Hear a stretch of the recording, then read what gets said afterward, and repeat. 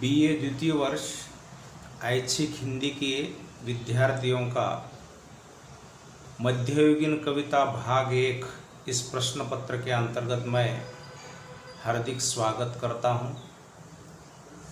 विद्यार्थी मित्रों, इससे पूर्व हम लोगों ने सूरदास के विनय भक्ति के पद तथा वात्सल्य भक्ति के पद का अध्ययन कर चुके हैं।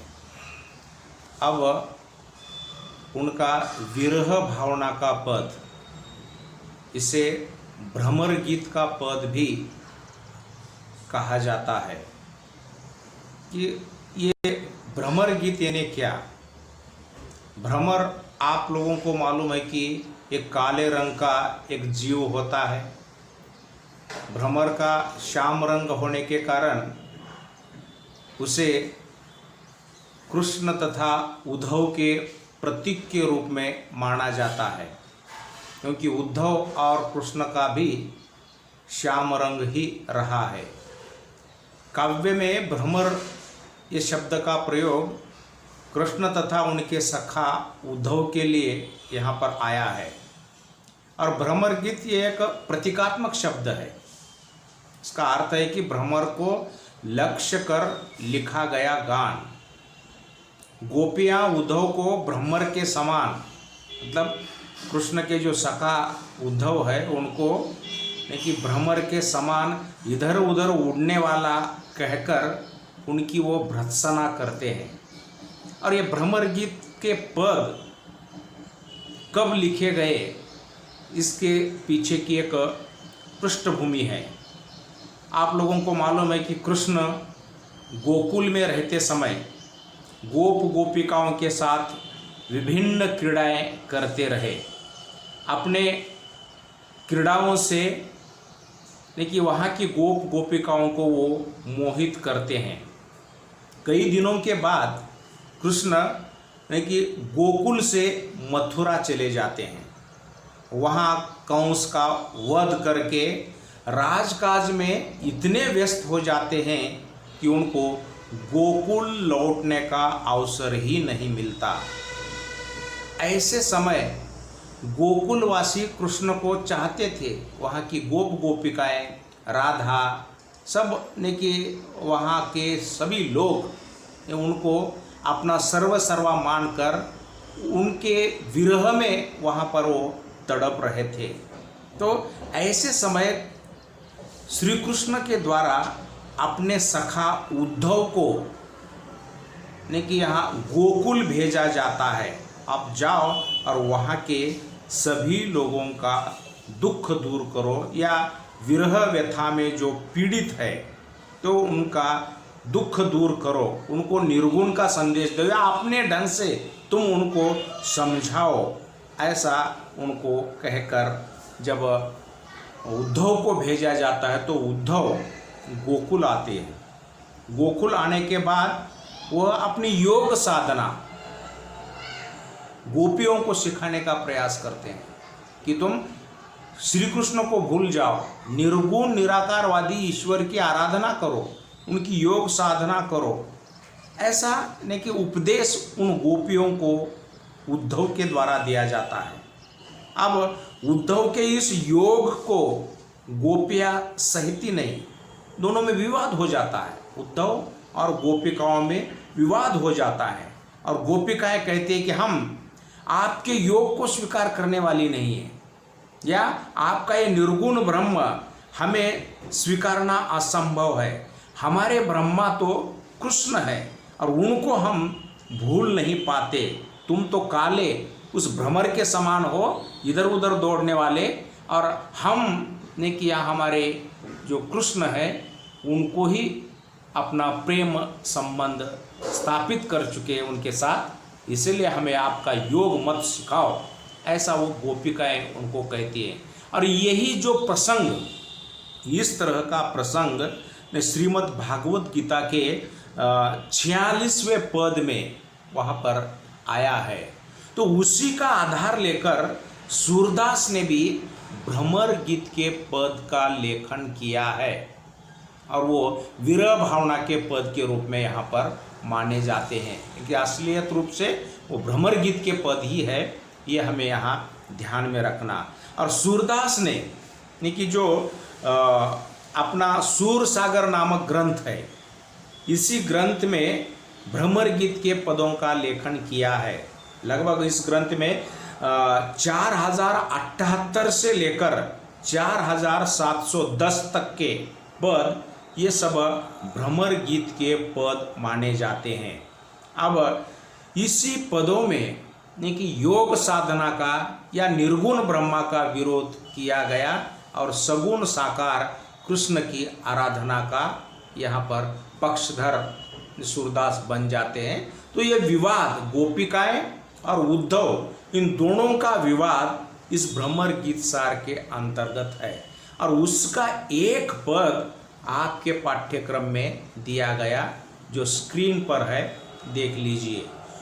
उद्धव मन न भये 10-20, मतलब ये गोपिकाएं उद्धव को कह रही है कि जब वो योग साधना करो, ऐसा जब उद्धव गोपिकाओं को कहता है, तब यहाँ कि स्वयं गोपिकाएं उद्धव से कह रहे हैं कि उद्धव मन न भये 10-20, एक हूँ तो 100 गयो श्याम संग, को और आधे इस इंद्री शिथिल भई केशव बिनु, जो देही बिनु शिष, आशा लगी रहती तन श्वासा, जीव ही कोटि बरिस, तुम तो सखा श्याम सुंदर के सकल जोग के इस, सूर हमारे नंद नंदन बिनु और नहीं जगदीश।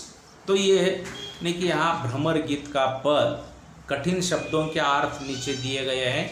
औराधे का अर्थ है आराधना, इंद्री मतलब इंद्रियां, शिथिल मतलब निष्प्राण सा होना, श्वासा मतलब श्वास, इसका अर्थ है स्वामी, और जगदीश एक शब्द है पालनहार, इस अर्थ में उसका उपयोग किया गया।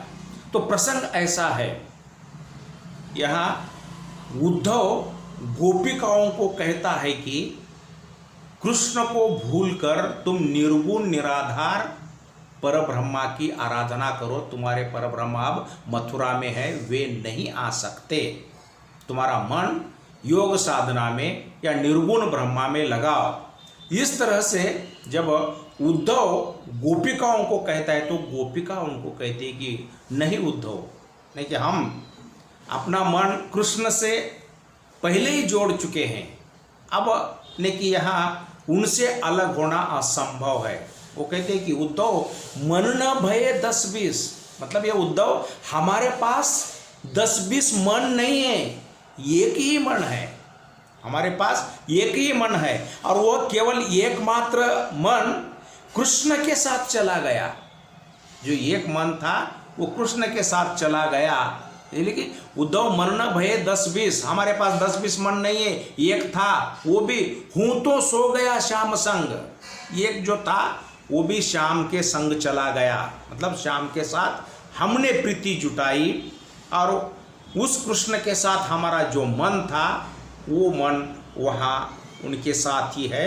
हम अब को औराधे इस, अब किस मन से हम ये तुम्हारे योग की आराधना करें, क्योंकि हमारा मन एक ही है और वो मन कृष्ण के साथ हम लोगों ने लगाया है, या कृष्ण के साथ हमने प्रीति जोड़ी है। वो बचपन से हमारे कृष्ण के साथ हमने प्रीति जुड़ी है। एक स्थल पर गोपिका कहते हैं कि लड़काई को प्रेम आली अब कैसे वो नहीं छूटत, देखिए लड़काई का मतलब बचपन का जो प्रेम है वो छोड़ना असंभव है, और हम लोगों ने, इन गोपिकाओं ने बचपन में ही कृष्ण के साथ अपना स्नेह भाव जोड़ा है, इसलिए उनसे हमारा मन परिवर्तित नहीं कर सकते। हमारा मन तो उनके साथ ही चला गया, अब हमारे पास हमारे शरीर में कोई मन नहीं है, ऐसा वो आगे कहती है कि उद्धव मन न भये 10-20, एक हूँ तो सो गयो श्याम संग,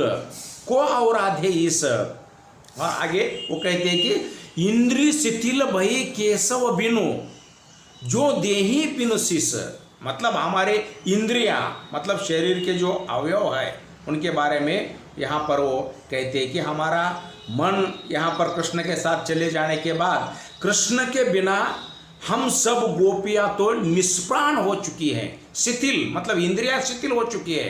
केशव के बिना मतलब कृष्ण के बिना हमारी सब ने की इंद्रियां मतलब हमारा शरीर भी निष्प्राण सा हो गया है।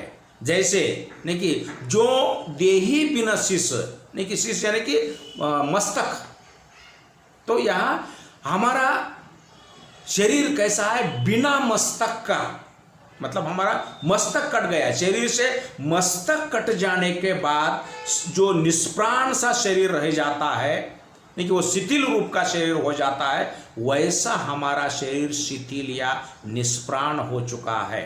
मतलब नहीं कि मस्तक हमारे नहीं कि शरीर से अलग होने के बाद नहीं कि हम कुछ नहीं कर सकते, क्योंकि हमारा मस्तक ही कृष्ण के साथ है।